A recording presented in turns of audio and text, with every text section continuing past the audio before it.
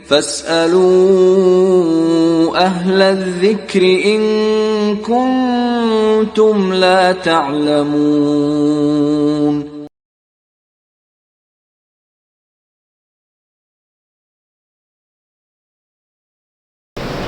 الحمد لله نحمده ونستعينه ونستغفره ونؤمن به ونتوكل عليه ونعوذ بالله من شرور أنفسنا ومن سيئات أعمالنا من يهده الله فلا مضل له ومن يضلل فلا هادي له وأشهد أن لا إله إلا الله وحده لا شريك له وأشهد أن محمدا عبده ورسوله أما بعد فإن خير الحديث كتاب الله وخير الهدي هدي محمد صلى الله عليه وسلم وشر الأمور محدثاتها وكل محدثة بدعة وكل بدعة ضلالة وكل ضلالة في النار.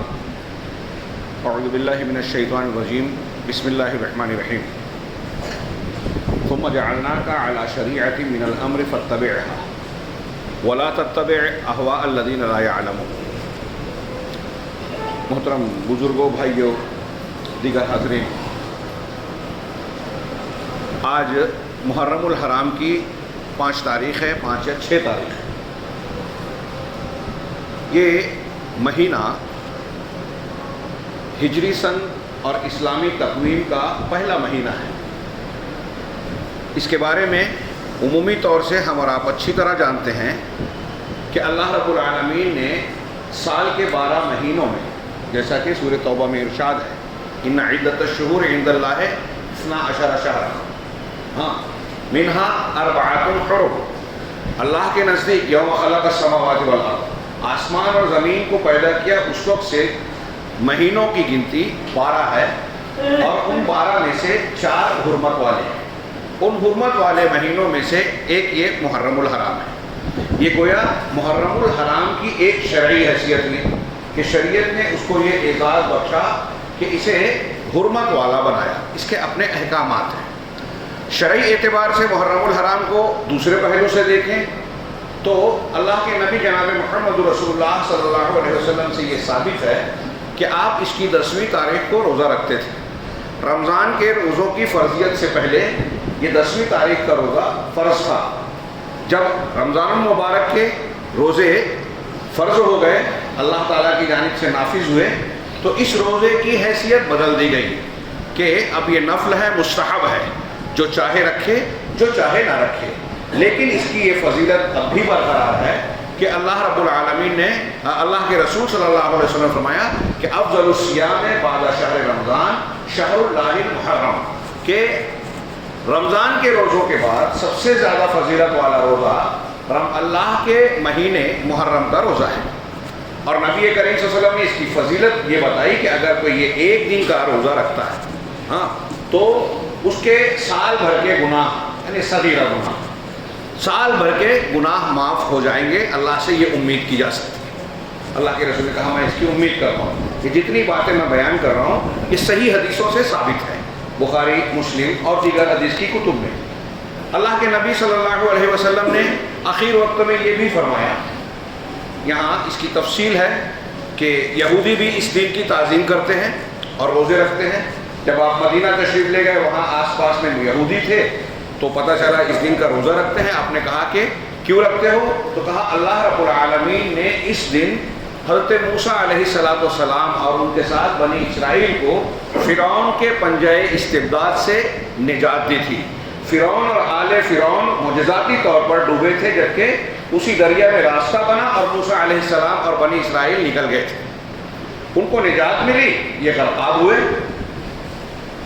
اس کے خوشی اور شکرانے میں سیدنا موسیٰ علیہ السلام نے روزہ رکھا، لہذا ہم ان کی اتباع میں رکھتے ہیں. آپ نے فرمایا نحنو احق بموسیٰ منہم، ہم موسیٰ علیہ السلام کے سے تعلق کے ان سے زیادہ حقدار ہیں. چنانچہ آپ 9ویں کو تو 10ویں کو تو رکھتے تھے. جس سال انتقال ہوا، وفات ہوئی آپ کی، اس سے پہلے آپ نے کہا کہ اگر آئندہ سال میں زندہ رہا تو 10ویں کے ساتھ 9ویں بھی رکھوں گا، تاکہ یہود کی مخالفت کے لیے میں اس کے ساتھ 9ویں بھی رکھوں گا.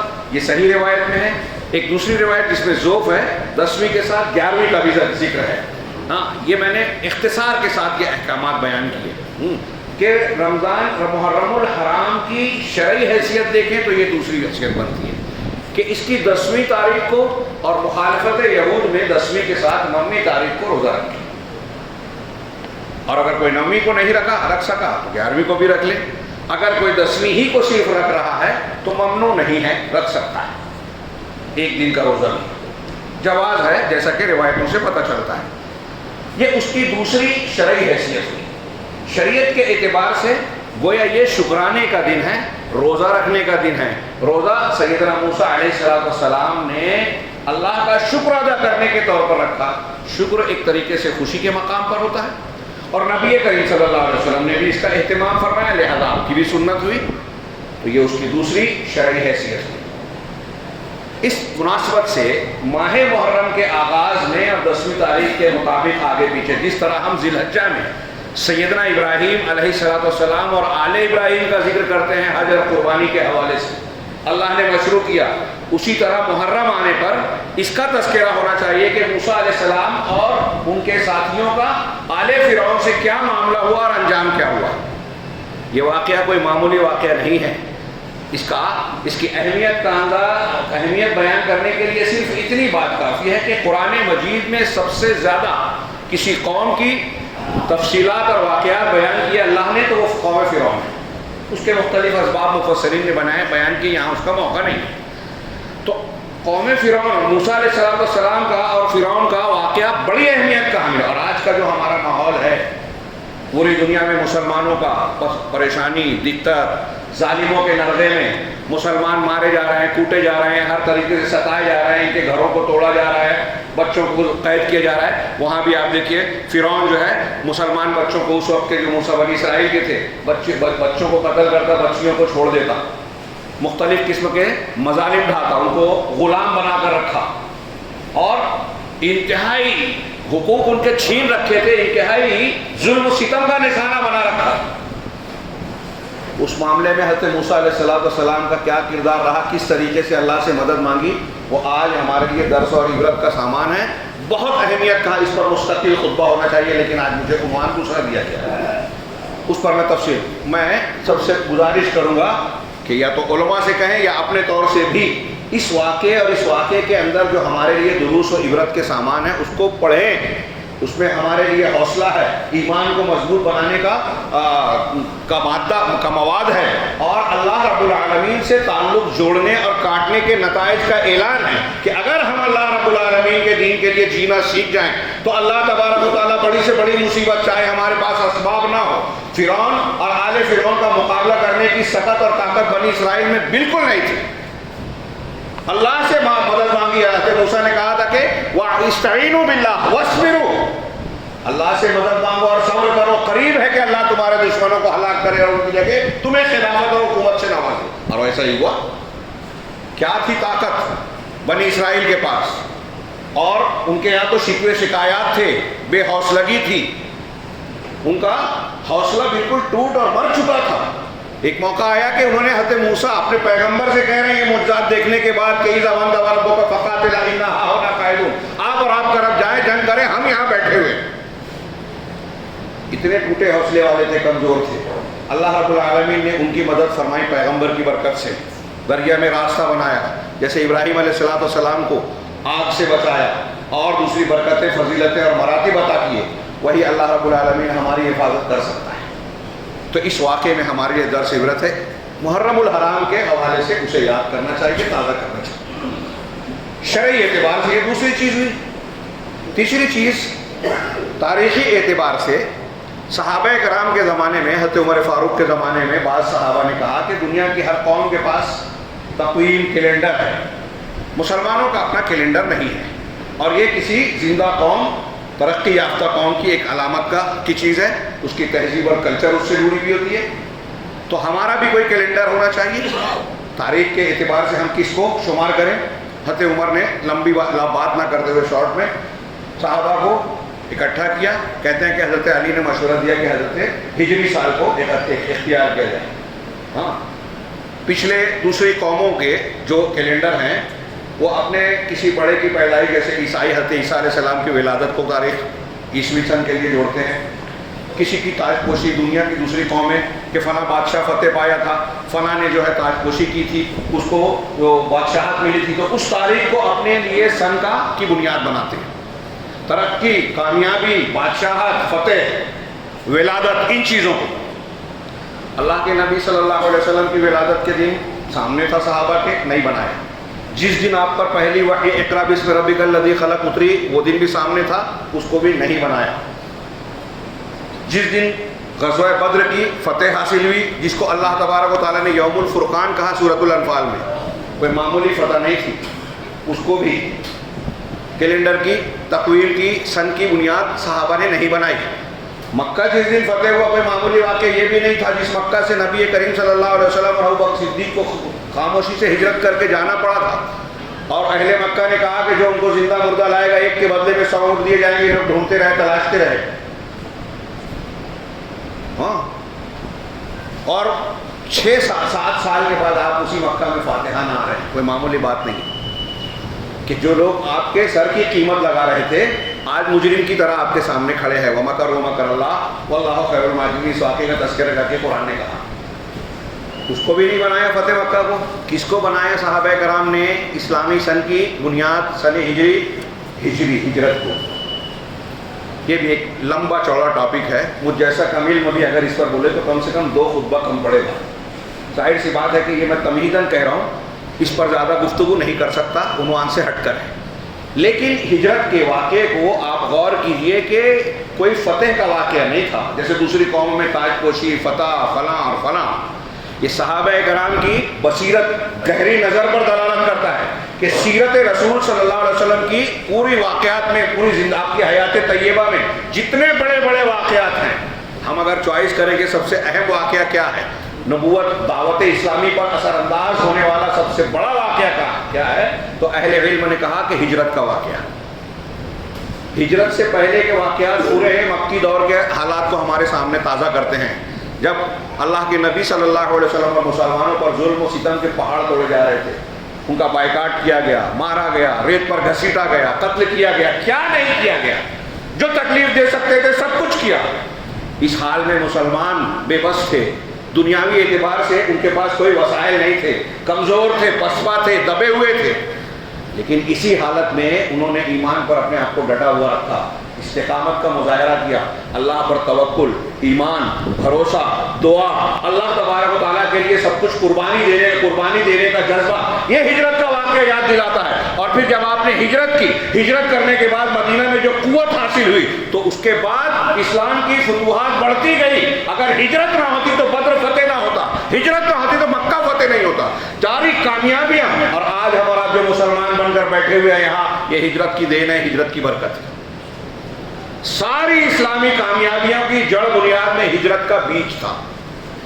اور یہ ہمیں یاد دلاتا ہے کہ اللہ رب العالمین کے نزدیک اونچا مقام پانا ہے، کامیاب ہونا ہے دنیا میں، تو انہی مراحل سے گزرنا پڑے گا جس سے مکہ میں نبی کریم صلی اللہ علیہ وسلم اور سابقون الاولون مسلمان گزرے تھے، جنہوں نے ایسی قربانیاں دی کہ ان کا یہ مقام ہو گیا کہ اللہ کے رسول نے فرمایا اگر انہوں نے ایک مد آدھا مد جو اللہ کے راستے میں خرچ کیا ہے، بعد کے لوگ اگر احد پہاڑ کے برابر بھی خرچ کریں تو ان کا درجہ نہیں پا سکتے. معمولی بات ہے، احد پہاڑ کے برابر سونا ہم میں سے کوئی کما بھی نہیں پائے گا، تو کما لیا تو خرچ بھی نہیں کرے گا. اور اگر کیا تو صحابہ کرام کا ایک مد، آدھا مد، کلو، آدھا کلو آج کی زبان میں کہہ لیجیے ہمارے یہاں کے وزن میں، تو شاید کوئی غلط بات نہیں ہوگی، 2-1 کلو انہوں نے جو خرچ کیا احد پہاڑ پر. کیوں؟ وہ دور کیسا تھا. آج بھی ہم دیکھیے چلتی گاڑی میں لوگ سوار ہوتے ہیں، اگر مسلمانوں کے ساتھ زیادتی ہو رہی ہے تو لوگ ایمان بیچنے لگتے ہیں. ہاں، ایک غیر مسلم دیکھتا ہے کہ اسلام صحیح ہے، قبول نہیں کرتا کہ ابھی قبول کروں گا تو لوگ پریشان کریں گے. قرآن حدیث والا مسلک اہل حدیث قرآن و حدیث کے مطابق نظر آتا ہے. بہت سارے ہمارے حنفی دوست کہتے ہیں کہ آپ کا مسلک صحیح سمجھ میں آ گیا. بعض علماء نے بھی کہا، ہاں منبر رسول سے کہہ رہا ہوں. لیکن کیا ہے کہ ہم لوگ اگر اس پر عمل کرنے لگے تو مسائل آئیں گے، پریشانیاں. اللہ سے زیادہ لوگوں سے ڈرتے ہیں. سابقون الاولون نے جانتے تھے کہ کلمہ پڑھنے کا مطلب ہے پورے مکہ اور پوری دنیا کو دشمن بنا لینا، ابو جہل، ابو لہب اور ایسے ظالمین کی سارے ظلم و ستم کا رخ ہماری طرف مل جائے گا. پھر بھی نہیں ڈرے، کمزور تھے، اللہ پر توکل بالکل کیا. اس میں کوئی معمولی درس اور عبرت کا سامان نہیں ہے. صحابہ کرام نے ہمارے سن اور کیلنڈر کو ہجرت کے واقعے سے جوڑ کر ہم کو یہ تعلیم دی کہ اس واقعے کو ہمیشہ یاد رکھیے. مسلمانوں کی قوت اللہ سے تعلق، اللہ پر ایمان، دین کے لیے قربانی دینا، دین پر جمے رہنا، مخالف کتنے بھی سخت ہو، شدید و طاقتور، آپ اللہ کے دین پر ڈٹے رہیں، اللہ کی مدد آئے گی. یہ آج کے دور میں اس سبق کی کتنی ضرورت ہے اندازہ لگائیے. قدم قدم پر ہے. سوشل میڈیا پر اور دوسری جگہ کو دیکھیے تو نوجوان مایوسی کا شکار ہے، شکوے شکایت کر رہے ہیں. جو طریقہ اللہ کی مدد کے آنے کا بتایا گیا ہے اسے اختیار کرنے کے لیے ہم تیار نہیں ہیں. ایک دوسرے پر الزام لگاتے ہیں، کوستے ہیں. تربیت اور تعلیم کے راستے جو قرآن و حدیث نے اور اللہ کے رسول صلی اللہ علیہ وسلم نے پریکٹیکل کر کے دکھائے اس کو اختیار کرنے کے لیے تیار نہیں. غلط سلط طریقے اختیار کرتے ہیں. یہ میں نے ماہ محرم کی 2-3 مناسبتیں بتائی.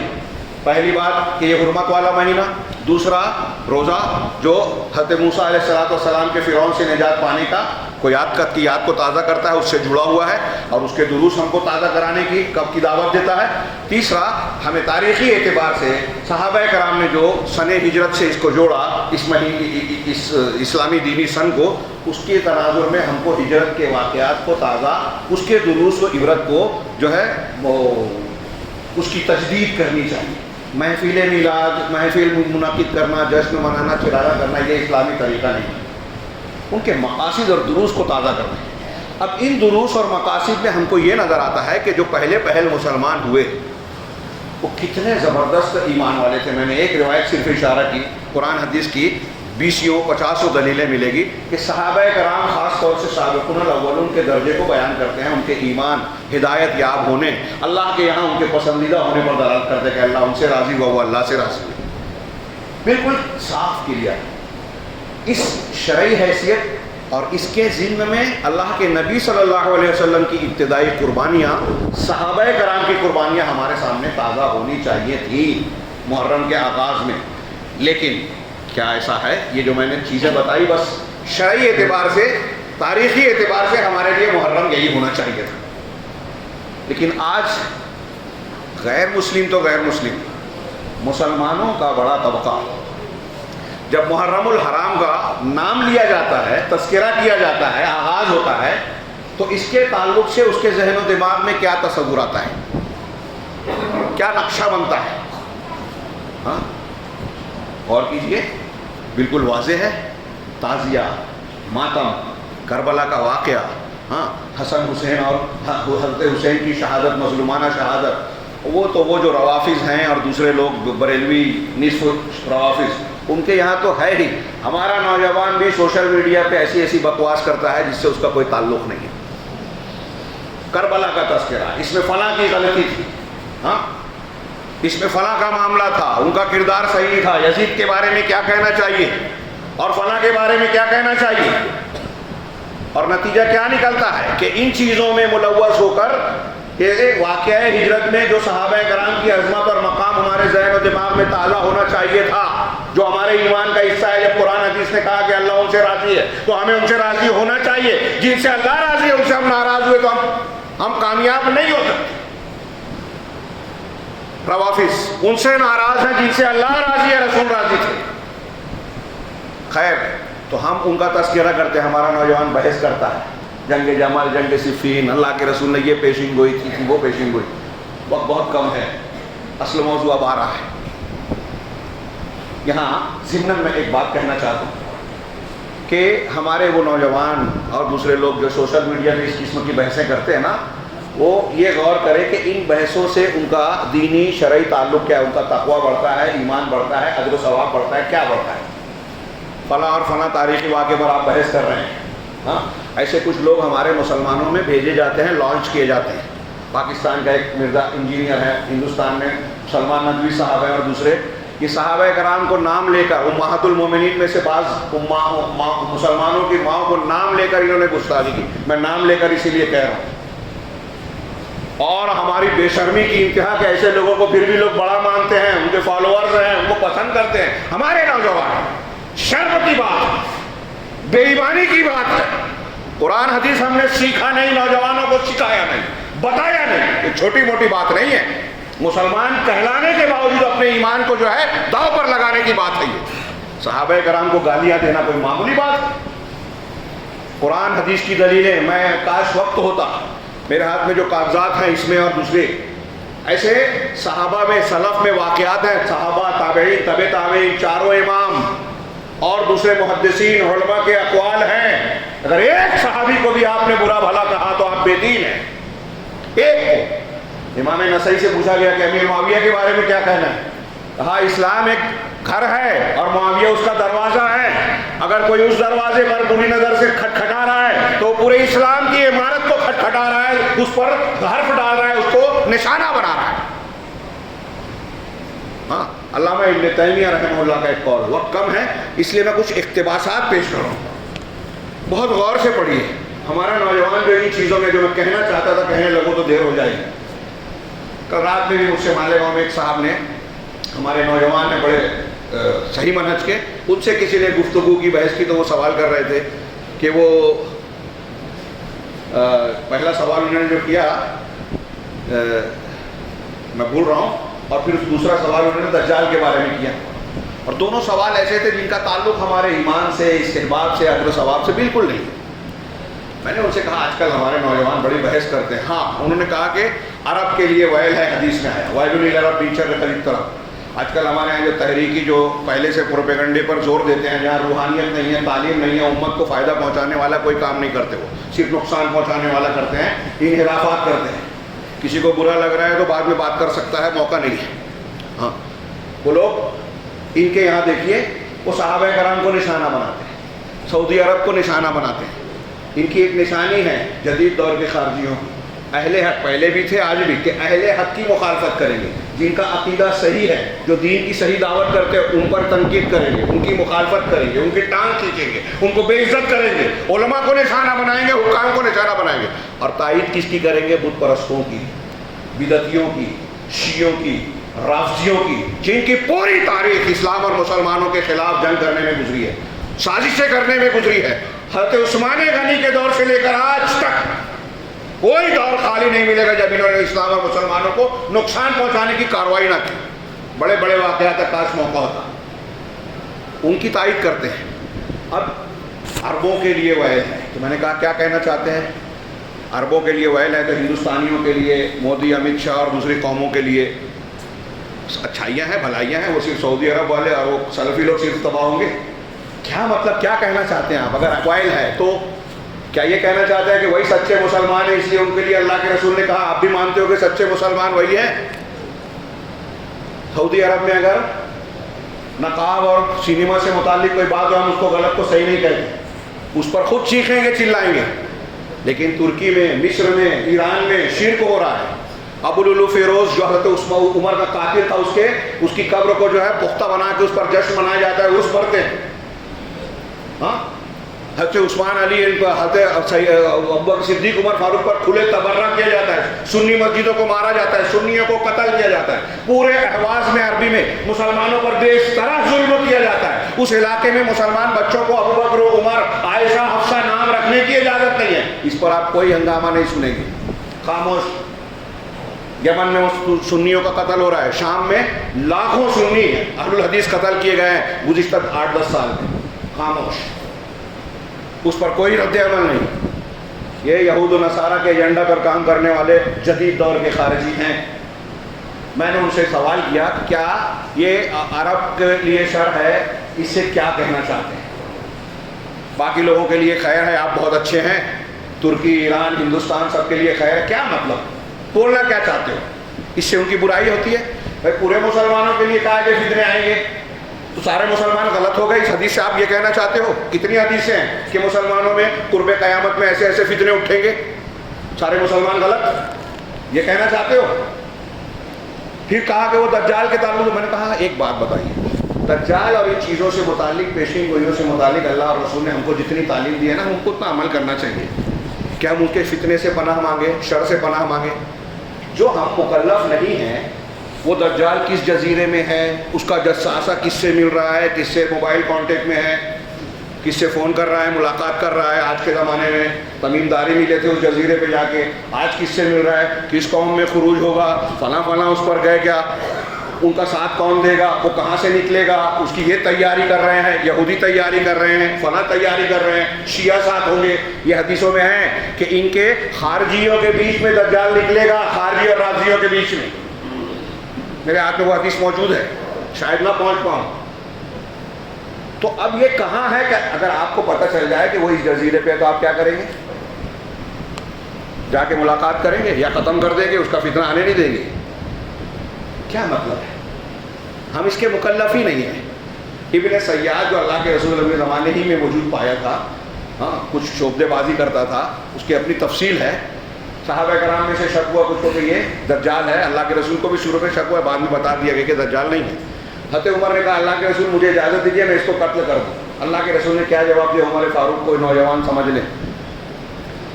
کہا کہ چھوڑو اسے, اگر یہ واقعی دجال ہے تو تمہارا بس نہیں چلے گا. اللہ نے اس کے لیے جو مقدر کیا ہے وہ ہو کر رہے گا. اگر اللہ تعالیٰ نے مقدر کیا ہے تو وہ ہو کر رہے گا, اور اگر دجال نہیں ہے تو پھر اس کی فکر کی ضرورت ہی نہیں ہے. تو اگر دجال کسی جزیرے پہ بندھا ہے, آپ کو پتہ چل جائے کہ وہ جزیرے پہ ہے, تو آپ جا کے کیا کر لیں گے؟ کیا کرنا چاہتے ہیں؟ کون سی خدمت انجام دیں گے اس میں دماغ پاشی کر کے؟ اس کے مقابلے میں نماز پڑھ کے نماز کی دعا مانگی اللہم انی اعوذ بک من فتنۃ المسیح الدجال, تو آپ سنت پر عمل کریں گے. آپ کی اس فکر کرنے سے, تحقیق کرنے سے, الٹی سیدھی بحث اور مباحثہ سوشل میڈیا پر وقت ضائع کرنے سے وہ واقعات اور وہ جو اللہ نے مقدر کیا ہے بدلے گا نہیں, اور آپ کو اللہ اور رسول نے ہم کو اس کا مکلف نہیں بنایا. لہذا جس چیز کا مکلف نہیں بنایا اس میں پڑھنا لا یعنی چیز ہے. من حسن اسلام المرء ترکہ ما لا یعنی, اللہ کے رسول نے فرمایا اسلام کی خوبی میں سے آدمی کے مسلمان ہونے کی خوبی ہے کہ لا یعنی بیکار چیزوں کو چھوڑ دے. اور ہمارے سوشل میڈیا پہ آج نوجوان 90% انہی چیزوں پر بحث کرتا ہے. اگر وہ دینی بات کرتا بھی ہے تو وہ گندی دنیا داری والی جو اکثر تو وہ کرتے ہیں, جو دینی کے نام پہ کرتے ہیں, اسلام پسندی کا مظاہرہ کرتے ہیں, 90% وہ بات کرتے ہیں جس کا ان کی زندگی سے, ان کے عمل سے تعلق ہی نہیں ہے. فلاں حکومت ایسی, فلاں سیاسی لیڈر ویسا, فلاں خبر ایسی, فلاں خبر ویسی. اگر کسی ملک میں کوئی خرابی ہے تو آپ کے سوشل میڈیا پر ڈالنے سے وہ اس میں اصلاح کچھ ہوگی, کچھ فرق پڑے گا؟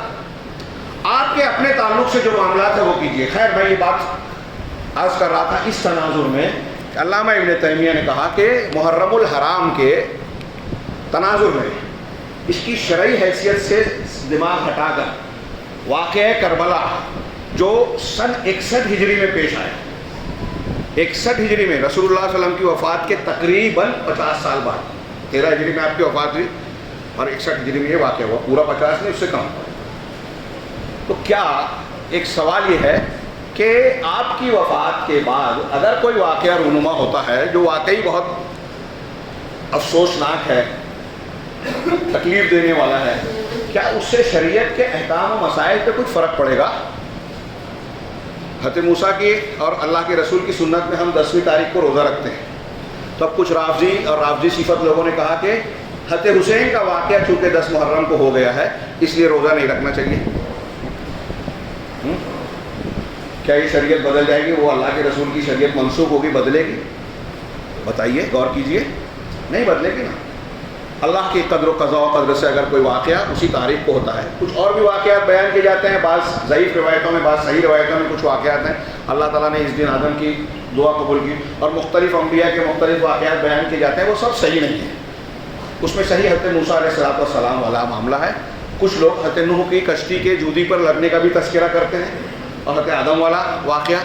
تو 10 محرم الحرام کی اس اعتبار سے ایک تاریخی حیثیت ہے, شرعی حیثیت ہے. لیکن اس شرعی حیثیت کو کیا آپ کی وفات اور دین کے مکمل ہو جانے کے بعد, الیوم اکملت لکم دینکم کا قرآنی اعلان آ جانے کے بعد 50 سال بعد ایک واقعہ پیش آ رہا ہے اسی تاریخ کو, تو کیا اس کی وجہ سے شریعت بدل دیں گے؟ اللہ جب واقعہ کربلا کا تذکرہ ہوا تو اب اس کو خوب ذکر کیا جاتا ہے, ماحول میں گرمی پیدا کیا جاتا ہے. شیعہ اور رافضی تو ہیں ہی, ہمارے یہاں جو بریلوی حضرات ہیں, اور اب تو سوشل میڈیا پر جو تحریکی ہیں جدید دور کے خارجی, وہ بھی ان بحثوں کو دہراتے ہیں. میں نے سلمان صاحب کا نام لیا, سلمان ندوی, ہاں وہ بھی ذکر کرتے ہیں. حضرت عائشہ صدیقہ رضی اللہ تعالیٰ عنہ کو برا بھلا کہا، میں نے کلپ دیکھی، میں نے خود سنی ہے. حضرت امیر معاویہ اور بعض دوسرے صحابہ کو برا بھلا کہا. گمراہ ہے وہ شخص، توبہ کرنی چاہیے. ان کے پیچھے چلنے والا نہیں ہے، ایسے لوگوں کے پیچھے جو چلتے ہیں وہ ان سے زیادہ بے وقوف ہے. تو میں یہ عرض کر رہا تھا، علامہ ابن تیمیہ کا یہ قول سنیے. وہ کہتے ہیں کہ شیطان نے حضرت حسین رضی اللہ تعالیٰ عنہ کے قتل کے سبب 2 بدعتیں پیدا کی، اس کا ذکر اور حوالہ دے کر. اس میں کوئی شک نہیں کہ وہ ایک حادثہ افسوسناک ہے، تکلیف دہ ہے، مظلومانہ ہے. حضرت ام سلمہ رضی اللہ تعالیٰ عنہ حضرت حسین کے قتل کی خبر سے غم کے مارے انتقال کر گئی، اور دوسرے سلف کا، صحابہ کا بہت برا حال ہوا. ہم بھی افسوس کرتے ہیں، لیکن اس تذکرے سے کیا آج بھی ہم نوحہ ماتم کریں؟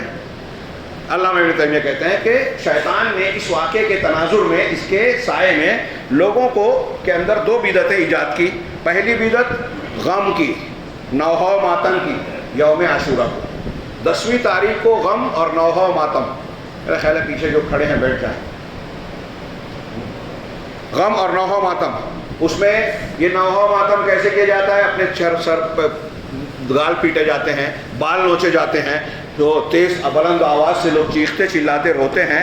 ہاں، پیاس کو اپنے اوپر طاری کرتے ہیں. اس کے علاوہ جو ہے مرثیہ خوانیاں کرتے ہیں. ہاں، اور اس کے علاوہ یہ چیز ان کو پہنچاتی ہے سلف کو برا بھلا کہنے کی طرف، اور ان کو لعن طعن کرنے تک. یعنی حضرت حسین کو جب مظلوم بناتے ہیں تب ان کے مقابل اور پھر ان کے مقابلے کے جو تعلق کے لوگ ہیں ان سب کو لعن طعن کے دائرے میں لاتے ہیں. اور جس شخص کے کا کوئی گناہ نہیں ہے اسے گناہ گار لوگوں کے دائرے میں داخل کیا جاتا ہے. اب کربلا میں جو حضرت حسین کو شہید کرنے والے لوگ ہیں وہ اپنی جگہ، لیکن یہاں سے کہا جاتے ہیں کہ ان کو بھیجنے والا وہ یزید کی فوج. حضرت یزید کے ساتھ یزید کے والد نے یزید کو مقرر کیا تھا. وہ کون ہے؟ امیر معاویہ، صحابی رسول، اللہ کے رسول صلی اللہ علیہ وسلم کے برادر نسبتی، جس کو سالہ کہتے ہیں، کاتب وحی. ہاں، ان کو پھر لعن طعن کرتے ہیں. پھر حضرت امیر معاویہ کو مقرر کرنے والے حضرت عمر فاروق تھے. حضرت عمر فاروق کے بعد عثمان غنی، انہوں نے بھی ان کو برقرار رکھا. حضرت عثمان غنی کے رشتہ دار تھے حضرت امیر معاویہ رضی اللہ تعالیٰ عنہ. تو امیر معاویہ عمر فاروق اور عثمان غنی سے جڑ گئے، اور عمر فاروق کو مقرر کیا تھا ابو بکر صدیق رضی اللہ تعالیٰ عنہ نے خلیفۃ المسلمین امیر المومنین. لہذا یہ پورا سلسلہ، اور پھر ان کی بیعت کو اور ان کی خلافت کو ماننے والے تمام صحابہ کرام اسلام طعن کے قدمے آ جاتے. چھوٹا موٹا معاملہ نہیں. شیخ الاسلام کے جملے میں بڑی بلاغت ہے، وقت نہیں ہے اس لیے انہی کی بات کو پیش کروں. وہ کہتے ہیں یہاں تک کہ سابقون الاولون کو گالیاں دی جاتی ہے، اور وَتُقْرَأُ أَخْبَارُ مَصْرَعِهِ الَّتِي كَثِيرٌ مِنْهَا، اور حضرت حسین کے شہادت کی خبروں کو خوب بڑھا چڑھا کر بیان کیا جاتا ہے، جس میں سے زیادہ تر جھوٹی روایتیں ہیں، غلط واقعات اور قصے ہیں. اور ان چیزوں سے ان کا مقصد کیا ہوتا ہے؟ فتنے اور امت کے درمیان فرقہ واریت کے دروازے کو کھول دینا، فتنہ برپا کرنا، امت کے اندر فرقہ بندی پیدا کرنا، ایک دوسرے کے خلاف بغض و عناد پیدا کرنا. کیونکہ اور حالانکہ نہ یہ چیز واجب ہے نہ مستحب ہے. غور کیجیے، حضرت حسین کا کربلا کا تذکرہ کرنا، اگر محرم الحرام آئے، میں سوال کرتا ہوں کسی بھی مفتی سے پوچھ لیجئے کہ آپ اور ہم کربلا کا تذکرہ ایک جملے میں بھی نہ کریں تو کیا یہ کوئی شریعت میں کمی ہوگی ہمارے؟ یہ نہ واجب ہے نہ مستحب ہے، دین کا کوئی حصہ نہیں ہے. میں نے شرعی حیثیت بتائی، کربلا کا ذکر کرنے کی ضرورت ہی نہیں ہے. اور اگر اس مصیبت کا ذکر محرم میں ہوتا ہے، کبھی بھی ہوتا ہے، تو ایک مسلمان کو کہا گیا ہے کہ تکلیف کی بات آئے تو انا للہ و انا الیہ راجعون کہے. حضرت فاطمہ کی روایت ہے کہ مصیبت مومن کا طریقہ ہوتا ہے کہ مصیبت آئے تو وہ کہے انا للہ و انا الیہ راجعون. نوحہ ماتم کرنا کفر کی علامت ہے. اللہ کے رسول صلی اللہ علیہ وسلم کی متعدد روایت ہیں کہ جس نے بال نوچا، گال پیٹا، گریبان پھاڑا، جاہلیت کی پکار پکاری، وہ ہم میں سے نہیں. تو علامہ ابن تیمیہ کہتے ہیں کہ یہ نہ واجب ہے نہ مستحب ہے، اور اس پر مسلمانوں کا اتفاق ہے، اختلاف نہیں ہے. حنفی شافعی حنبلی کا سب متفق ہیں کہ کربلا کا ذکر کرنا، حضرت حسین رضی اللہ تعالیٰ عنہ کی شہادت کا ذکر کرنا، یہ نہ واجب ہے نہ مستحب. ہاں کہا بلکہ یہ جزا فضا نوحہ ماتم مصیبتوں پر، قدیم مصیبت پر نوحہ ماتم کرنا، یہ ان عظیم چیزوں میں سے ہیں جس کو اللہ اور اس کے رسول نے بدعت قرار دیا ہے. اسی طریقے سے اس موقع پر خوشی اور فرحت کا اظہار کرنا، یہ بھی بدعت کا حصہ ہے۔ آگے شیخ نے کہا، اسی طرح وہ ایک جگہ کہتے ہیں کہ اس میں کوئی شک نہیں کہ حضرت حسین رضی اللہ تعالیٰ عنہ کا قتل ہونا یہ اعظم الذنوب ہے، گناہوں میں بہت بڑا ہے، اور اس فعل کو کرنے والا، اس پر راضی رہنے والا، اس میں مدد کرنے والا اللہ کی سزا کا مستحق ہے۔ جو اس قسم کے اعمال کے حقدار ہوتے ہیں ویسے ہی وہ بھی مستحق ہے۔ لیکن اگلا جملہ بغور سنیے، لیکن حضرت حسین رضی اللہ تعالیٰ عنہ کا قتل اور شہید کیا جانا یہ ان لوگوں سے زیادہ افضل نہیں ہے، بڑی مصیبت نہیں ہے جو انبیاء کرام علیہ السلام اللہ کے راستے میں قتل کیے گئے، یا سابقون الاولون صحابہ کرام جن کا درجہ حضرت حسین سے کہیں بڑا ہے، صحابہ کرام کا بڑا ہے، اور جن کو قتل کیا گیا کہہ رہے ہیں جیسے، اور جو لوگ مسیلمہ کذاب سے مقابلے میں مارے گئے، غزوہ احد میں شہید کیے گئے، اور جن کو بیر معونہ کے واقعے میں قتل کیا گیا، اسی طرح حضرت عثمان غنی رضی اللہ تعالیٰ عنہ کا قتل، حضرت علی رضی اللہ تعالیٰ عنہ خود ہی حضرت حسین کے والد ان کا قتل، اس سے بڑا قتل نہیں حضرت حسین کا۔ خاص طور سے وہ لوگ جنہوں نے حضرت علی کو قتل کیا، ان کے والد حضرت علی کو قتل کیا، وہ حضرت علی کو قتل کرنے والے حضرت علی کو کافر و مرتد سمجھتے تھے، خارجی تھے۔ یہاں وقت نہیں ہے اس لیے میں بات کو شارٹ کر دوں اپنے الفاظ میں، کہ حضرت حسین کو جن لوگوں نے قتل کیا وہ حضرت حسین کو کافر نہیں سمجھتے تھے، بلکہ ان لوگوں میں سے بہت سے لوگ تو ایسے تھے جو اس کو گناہ مانتے تھے، لیکن مجبور تھے قتل کرنے پہ کہ ہم نے خط لکھ کے بلایا ہے، اور اگر یہ یزید کے پاس پہنچ گئے تو ہم پھنس جائیں گے، اس لیے اپنے آپ کو بچانے کے لیے ان کو مارنا ضروری ہے، گناہ سمجھ کر بھی اپنی دنیاوی مقصد کے لیے مار دیا۔ تو کون زیادہ بڑا قتل ہوا؟ یہاں میں وقت زیادہ ہو گیا، میں اس کے لیے معافی چاہتا ہوں، چند منٹ لوں گا، حالانکہ اصل چیز باقی ہے میری جو میں اس تناظر میں پیش کرنا چاہتا ہوں، جو آج کا بہت عظیم الشان بلکہ ہر دور کا فتنہ ہے۔ وہ کیا؟ وہ یہ کہ اس تناظر میں آج ہمارے نوجوانوں کے اندر خارجیت اور رافضیت پنپ رہی ہے، اور اس کی سرپرستی کر رہے ہیں دنیا کے وہ لوگ جو اسلام پسندی کا ڈھنڈورا تو پیٹتے ہیں، لیکن حقیقت میں یہود و نصارہ اور روافظ کے ایجنڈے پر کام کرتے ہیں۔ خارجیت کاغذ میں جو تھا میں نے لایا تھا، وہ بیان کرنا چاہتا تھا کہ خارجیت کی ابتدا کہاں سے ہوئی۔ بخاری مسلم کی لمبی چوڑی حدیث ہے، حضرت ابو سعید خدری سے، وہ کہتے ہیں کہ اللہ کے رسول اللہ حضرت علی نے یمن سے کچھ سونا بھیجا، آپ نے کچھ لوگوں میں تقسیم کیا، قریش ناراض ہوئے، وہ اعتراض کیا، تو کہا کہ میں یہ جو نئے مسلمان ہیں ان کی تعریف کر رہا ہوں۔ تو ایک شخص جو ہے وہ سر گنجا تھا، اس کی کھسکسی داڑھی تھی اور اس کی ٹھوڑیاں کھچی ہوئی تھی، وہ آیا اور اللہ کے رسول سے کہا کہ اے محمد اللہ سے ڈریے، تقوی اختیار کیجیے۔ اللہ کے رسول نے کہا کہ تمہاری ہلاکت ہو، اگر میں اللہ سے نہیں ڈروں گا تو پھر کون ڈرے گا؟ کیا تم اللہ تبارک و تعالیٰ پوری دنیا کے لوگوں پر مجھ سے مطمئن ہے، اور تم لوگوں کے سلسلے میں، مال کے سلسلے میں مجھ سے مطمئن نہیں ہو؟ یہ جب کہا تو وہ آدمی جانے لگا، تو آدمیوں میں سے حضرت سعید کہتے ہیں کسی نے کہا کہ اللہ کے رسول اجازت دیجیے میں اس کی گردن مار دوں، یہ منافق ہے۔ تو آپ نے کہا کہ اس آدمی کی نسل سے ایسے لوگ پیدا ہوں گے جو قرآن پڑھیں گے لیکن ان کے گلے سے نیچے نہیں اترے گا، اور وہ دین سے اس طرح نکل جائیں گے جیسے تیر کمان کو چیر کر نکل جاتا ہے، پھاڑ کر نکل جاتا ہے، اس پر تھوڑا نشان تو رہتا ہے، نشان بھی نہیں بچتا، اور وہ دین سے ایسے ہی یہ لوگ دین سے نکل جائیں گے۔ دوسری حدیثوں میں ہے کہ وہ نماز جو پڑھیں گے تم اپنی نماز کو ان کے سامنے کمتر سمجھو گے، ان کی تلاوت کو اپنی تلاوت کے سامنے بہت سمجھو گے، اپنی تلاوت کو کمتر سمجھو گے، ان کی عبادات کے سامنے اپنی عبادت کو کمتر سمجھو گے، لیکن وہ دین سے اس طرح نکل جائیں گے جیسے تیر شکار کو چھید کر باہر نکل جائے۔ اگر میں نے ان کو پا لیا، اللہ کے رسول نے کہا میں نے ان کو پا لیا تو ان کو قتل کروں گا عاد کی طرح، تم میں سے جو چاہے اس کو قتل کرے۔ اللہ کے رسول صلی اللہ علیہ وسلم نے کئی حدیثیں بخاری مسلم کے تواتر کے درجے تک پہنچنے والی علماء کے نزدیک حدیثوں میں ان خوارج کی صفات بیان کی گئی ہے کہ ایسے لوگ، اسی روایت میں یہ ہے کہ ان کی نسل سے جو پیدا ہوں گے وہ اہل اوثان کو چھوڑیں گے اور اہل اسلام کو ماریں گے۔ دھیان دیجیے، اہل ایمان کو، مسلمانوں کو قتل کریں گے، اور اہل اوثان یعنی بت پرستوں کو، مشرکین کو قتل کو چھوڑیں گے۔ آج دیکھ لیجئے وہ داعش کی شکل میں آئے، القاعدہ کی شکل میں آئے، دھماکہ کرنے والے مسجدوں میں دھماکہ کرتے ہیں، اور اسرائیل میں علاج کراتے ہیں۔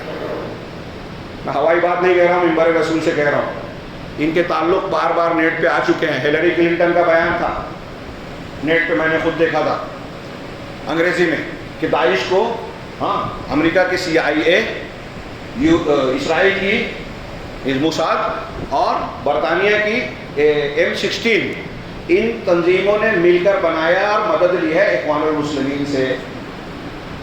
سلفیوں پر ان کا پنجہ گڑتا ہے، اخوانیوں پر نہیں ہوتا، جبکہ سارے فساد یہ کرتے ہیں، دھماکے یہ کرتے ہیں جدید دور کے۔ یہ میں عرض کر رہا تھا کہ جو اللہ کے رسول کے زمانے میں کہا، اور اللہ کے رسول نے کہا کہ یہ اہل ایمان کو قتل کریں گے اور اہل اوثان، آج یہ صفات دیکھیں گے۔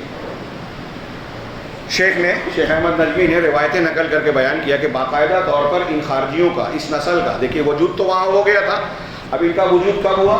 حضرت عثمان کے زمانے میں۔ ان لوگوں نے پہلے جب شروع میں کوشش کی، عبداللہ بن سبا کے ٹولے نے حضرت عثمان کے خلاف ماحول بنایا تو دقت آئی، تو پہلے اس نے حج کے موقع پر جو ہے گروہ بھیجے۔ تو یہ لوگ کیا کرتے تھے؟ حکام اور علماء کی برائیاں بیان کرتے تھے، جیسے آج ہمارے نوجوانوں کو عادت پڑ گئی ہے، علماء کی بوئی بغیبت کرنا، برا بھلا کہنا، حکام کے خلاف تنقیدیں کرنا، سعودی عرب فلاں فلاں، ہمارا امیر، ہمارے فلاں۔ اب عوام میں، پبلک میں یہ آج کی جمہوریت اور پہلے کی خارجیت یہ ملتی جلتی ہے اس معاملے میں۔ یہ اسلام نہیں ہے، لکھ لیجئے، اسلام کی تعلیم یہ ہرگز نہیں ہے کہ آپ لوگوں کے عیوب لوگوں میں بیان کرتے پھریں، اس سے اسلام کو نقصان پہنچتا ہے۔ بعض سلف کہتے ہیں کہ جو لوگ حضرت عثمان غنی کے قتل سے پہلے حضرت عثمان غنی کو برا بھلا کہتے تھے، میں ان کو قتلوں میں شامل مانتا ہوں۔ جنہوں نے حضرت عثمان غنی کے خلاف ماحول بنانے میں مدد کی، برا بھلا کہنے میں حصہ لیا اور بعد میں شہید ہوئے، شہید کیے گئے، تو جن لوگوں نے برا بھلا کہا وہ قتل میں شریک ہیں۔ اگر آج کسی انسان پر کوئی ظلم کیا جاتا ہے، برائی کرنے میں آپ نے ابتدا کیا تو آپ بھی اس میں شریک ہیں۔ اصلاح کا یہ طریقہ نہیں ہے۔ علماء اور حکام، میں یہ آپ بتا دوں، وقت نہیں ہے، شاید کبھی بھی ختم کر دوں، کہ یہود و نجران، میں اکثر کہہ رہا ہوں یہ باتیں مختلف جگہوں پر، علی اعلان کہہ رہا ہوں، مختلف مقامات پر آپ یہود و نصارہ کے ایجنڈے میں پائیں گے کہ مسلمانوں کو اگر اسلام سے دور کرنا ہے تو اس کا ایک سیدھا سادہ طریقہ یہ ہے کہ علماء سے دور کیا جائے، قرآن حدیث سے دور کیا جائے، علماء کے چہرے اور کردار کو بگاڑ کر پیش کیا جائے، عام سر عام ان پر تنقید کی جائے، ان کی برائیاں بھی کی جائے، ان میں سے لوگوں کو جو بکتے ہیں خریدا جائے، جو بکتے ہیں وہ صحیح عالم ہے ہی نہیں۔ اس کو کیا سمجھتے ہیں آپ؟ چھوٹی موٹی بات پہ سمجھتے ہیں؟ جب چلتے پھرتے آپ علماء کی برائی کرتے ہو، آپ اسلام کو نقصان پہنچاتے ہو۔ لکھ لو، کوئی مانے نہ مانے، منبر رسول سے پوری ذمہ داری اور دلائل کی بنیاد پہ کہہ رہا ہوں، موقع نہیں ہے کہ ثابت کرو۔ جب ایک آدمی ایک عالم کو لوگ عالم اور اچھا سمجھیں گے تو مسئلہ پوچھیں گے، رہنمائی لیں گے، فتوے پوچھیں گے، لیکن جب آپ اس کو برا بنا دو گے تو اس کو بولیں گے ارے یہ تو ایسا ہے، نہیں پوچھنا ہے۔ جب آپ اس کا ذریعہ بنے، دین کی دعوت میں، تعلیم میں رکاوٹ کا راستہ بن رہے ہیں آپ، یہ خارجیت ہے جدید دور کی۔ شیخ احمد نجمی نے روایتیں نقل کر کے کہا کہ وہ جو خارجیت تھی، اللہ کے رسول کی ایک حدیث ہے سنن ابن ماجہ کی، اور وہ علامہ البانی نے اس کو صحیح کہا کہ ایک قوم ایسی پیدا ہوگی جو قرآن پڑھے گی لیکن اس کے سینے میں نہیں اترے گا، دین سے نکل جائیں گے، والے جملے دہرائے، اور آخر میں کہا کہ ان میں سے مختلف ادوار میں قومیں پیدا ہوتی رہیں گی اور کاٹی جاتی رہیں گی، ختم کیے جائیں گے۔ حضرت ابن عمر کہتے ہیں کہ میں نے 20 سے زیادہ مرتبہ اللہ کے رسول سے یہ جملہ سنا کہ جب بھی ان میں کوئی نسل پیدا ہوگی ان کو ختم کر دیا جائے گا۔ تو یہ ختم ہوں گے آئیں گے، ختم ہوں گے آئیں گے، سلسلہ آج تک جاری ہے۔ موجودہ دور میں اہل علم نے کہا کہ جدید دور کے خارجی کہاں پیدا ہوئے، اس کے پیدائش کہاں سے ہوئی، تو شیخ احمد نجمی کہتے ہیں کہ اخوان المسلمین نے، شیخ حسن البنا نے جس کی بنیاد ڈالی اور سید قطب جس کو آگے بڑھائے، اس نے جو ہے جدید دور کی معاصر خارجیت کو اور جو ہے پنپایا ہے۔ ایک طرف وہاں خارجیت ہے، رافضیت ہے، سریت ہے، باطنیت ہے، صوفیت ہے، سب اکٹھا ہے، ساری گمراہیاں۔ اور اللہ کے رسول صلی اللہ علیہ وسلم نے خارجیوں کے بارے میں جو جملے کہا ہے وہ پڑھ لے سن لے تو رونگٹے کھڑے ہو جائے۔ کہا یہ دنیا میں سب سے برے اور بدترین مقتول ہیں، ان کو مارا جائے تو اگر ان کو کوئی مارتا ہے تو وہ جنتی، کوئی یہ کسی کو مارتے ہیں تو وہ خوش نصیب۔ اللہ کے رسول کی حدیثوں میں ہے، اللہ کے رسول نے خارجیوں کو کلاب النار کہا، جہنم کے کتے۔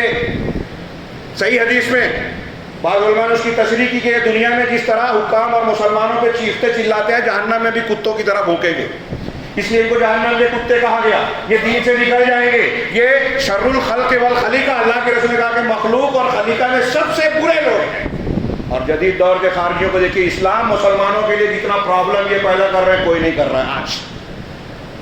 یہ جو دبم دھماکہ اس مسلمانوں اور اسلام کو دہشت گردی کے جھوٹے الزام سے متہم کرنے کا ذریعہ بن رہے ہیں، اور جو اہل حق ہیں ان کو گھیرنے کا ذریعہ یہی بنتے ہیں۔ ان کو نہیں پکڑتی عالمی طاقتیں، ان کو بلاتی ہے پارلیمنٹ ہاؤس میں اور خفیہ مقامات پر کہ مسلمانوں میں یہ قرآن حدیث کے ماننے والے کون ہیں، ان کی کیا لوپ ہولس ہیں، ان کو کیسے بہکایا جائے، ایک تنظیم بناؤ، ان میں نوجوانوں کو بلاؤ، اسلام پسندی کا ڈھونگ رچو اور پھر ان کو گرفتار کرواؤ، 15 سال 20 سال جیل میں سڑنے دو۔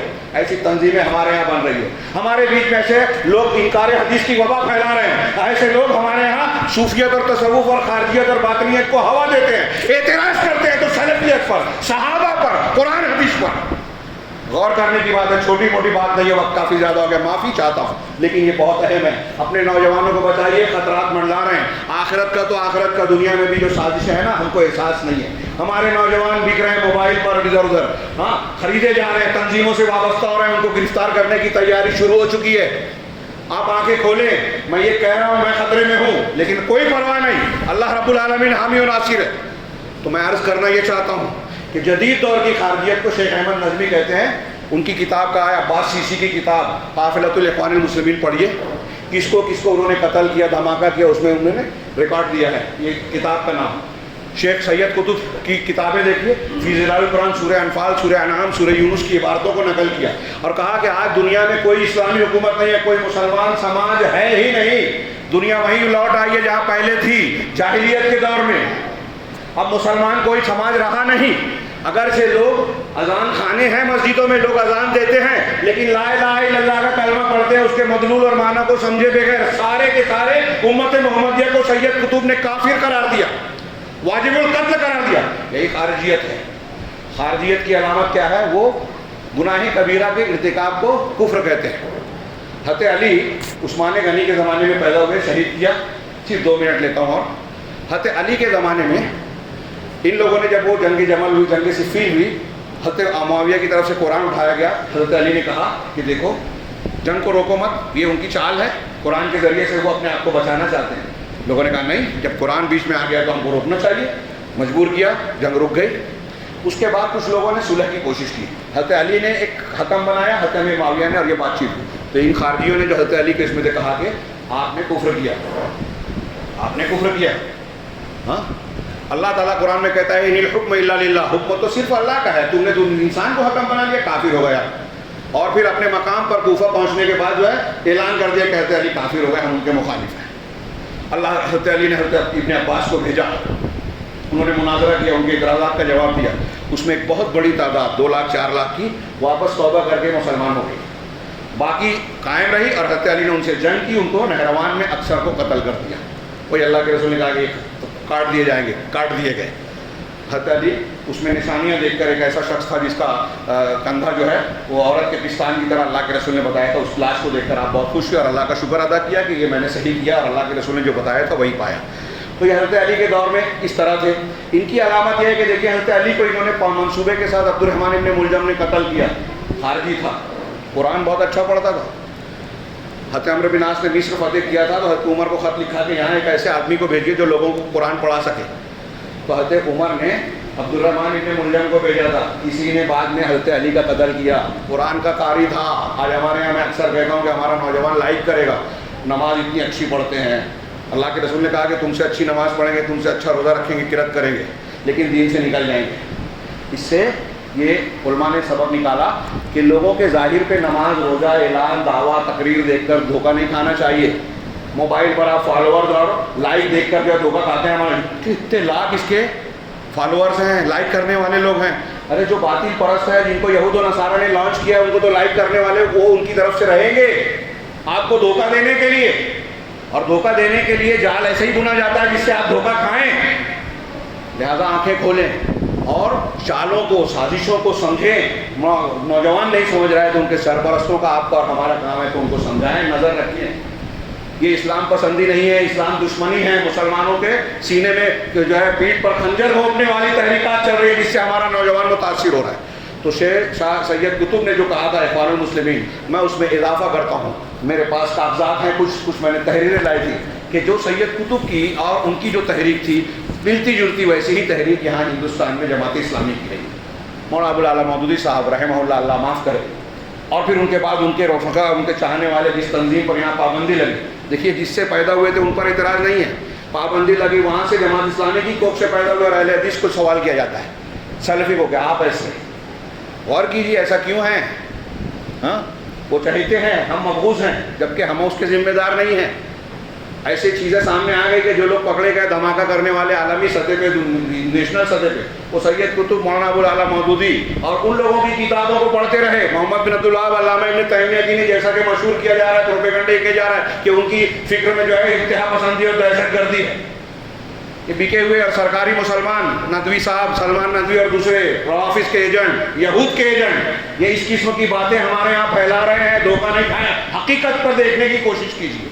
تو یہ حکومت کو قائم کرنا ہے, اقتدار قائم کرنا ہے, مسلمان جذباتی بات کرے, یہ ساری باتیں جو کرتے ہیں جذباتی, اور پھر خاص طور سے یہاں سے اس کو ایندھن ملتا ہے کربلا اور محرم الحرام کے موقع سے.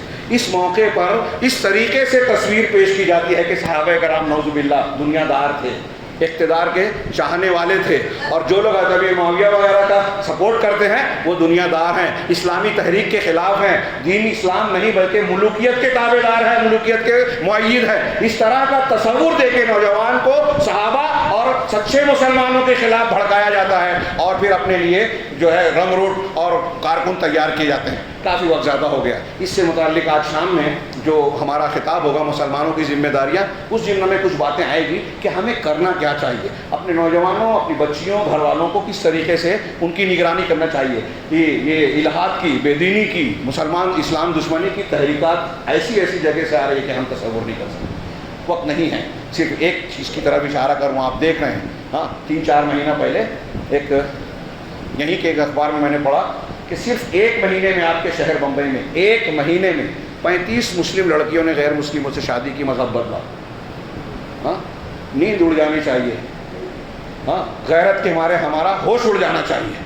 بے غیرتی آ گئی ہے, آنکھ کا پانی مر گیا ہے, ہماری دینی غیرت دفع ہو گئی ہے. ہم جانوروں کی طرح کھانے پینے والے جانور بنتے جا رہے ہیں. ہماری دنیا ٹھیک ٹھاک رہے, گھر بار چلتا رہے, بال بچے. ہم اپنے دینی ذمہ داریوں کو فراموش کر چکے ہیں, دینی غیرت کو جو ہے مار چکے ہیں ایسا لگتا ہے. ان چیزوں کے بعد ہلچل میں جانا چاہیے, جائزہ لینا چاہیے کہ مسلمان لڑکیوں میں ایسا اقدام کیسے ہو سکتا ہے. وہ قوم جو اپنی گردن کٹاتی تھی, دین نہیں بیچتی تھی, آج دنیا کے کچھ فائدے اور کچھ معاملات کے لیے الٹی سیدھی فوائد کے نام پر جو ہے اپنے ایمان کو بیچ رہے ہیں. کیوں ایسا ہو رہا ہے؟ یہ ہمارے گھروں میں تربیت کی کمزوری ہے, دین سے دوری ہے. یہ ایک چیز میں نے بیان کی, اسکولوں میں, کالجوں میں, لباس میں, موبائل میں. ہاں ہمارے گھر میں جو گھس چکا ہے موبائل, ہماری عورتیں قرآن حدیث اور دعائیں نہیں پڑھتی لیکن ٹی وی سیریل پابندی سے دیکھتی ہیں. ہم سب جانتے ہیں ہم نے کیا کیا اس سلسلے میں. کچھ نہیں کیا, پردہ بے پردہ کی ہو رہی ہے, کچھ نہیں کیا. اب جب یہ اقدام ہوتا ہے کہ وہ مرتد ہو رہی ہیں تو پھر ہم پیشانی پر بل لاتے ہیں, تو ہم بولنے کے لائق نہیں ہیں. یہ میں نے ایک اور پہلو کی طرف اشارہ کیا. اس طرح سے ہمارے دین و ایمان کا شکار کیا جا رہا ہے. ہمیں اب بیدار ہونے کی, اپنی ذمہ داریوں کو سمجھنے اور پرکھنے کی ضرورت ہے. اگر ہم نے نہیں سمجھا تو جو آخرت تباہ ہو رہی ہے. آپ جس دنیا کے چکر میں یہ سوچتے ہیں کہ یہ ہم بنا لیں گے اور ان چیزوں سے بے خبر ہیں, یہ دنیا بھی آپ کی ہاتھ سے پھسل جائے گی. اللہ رب العالمین سے دعا ہے کہ ہمیں دنیا اور آخرت میں کامیاب لوگوں میں شامل فرمائے, دین کو صحیح طریقے سے سمجھنے اور پھر اس پر عمل کرنے کی توفیق دے. اس کے متعلق جو ذمہ داریاں ہم پر عائد ہوتی ہے اسے کما حق ادا کرنے کی توفیق دے, اور پھر اس کی برکت سے رب العالمین ہمیں دنیا اور آخرت میں ہر قسم کے فتنے اور عذاب سے محفوظ رکھے. اقول قولی ھذا واستغفر اللہ لی ولکم سائر المسلمین وصلی اللہ علی نبینا محمد. بارک اللہ لنا ولکم فی القرآن المجید ونفعنا وإیاکم بالآیات والذکر الحکیم انہ تعالی جواد کریم ملک بر.